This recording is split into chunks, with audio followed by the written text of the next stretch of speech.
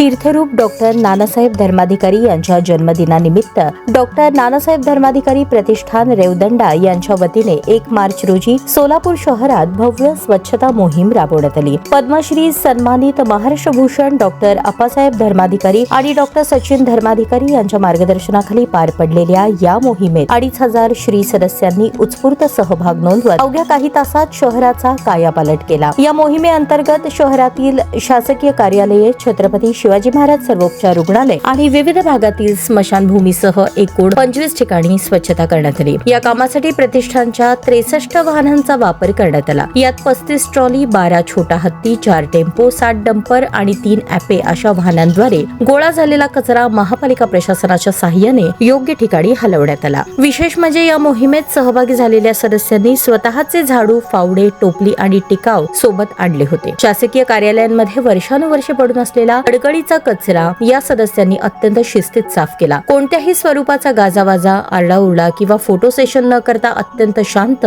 आणि शिस्तबद्ध पद्धतीने हे कार्य पार पाडण्यात आले। केवळ स्वच्छताच नव्हे तर पर्यावरणाचे रक्षण करण्यासाठी प्रतिष्ठानच्या वतीने कुंभारी येथील रे नगर परिसरात वृक्षारोपणाचा कार्यक्रमही घेण्यात आला। जिल्ह्यात प्रतिष्ठानतर्फे 3,000 वृक्षांची लागवड आणि त्यांचे संवर्धन केले जात आहे। तसेच पाणी टंचाईवर मात करण्यासाठी जलपुनर्भरणाचे महत्त्वाचे उपक्रमही राबवले जात आहेत।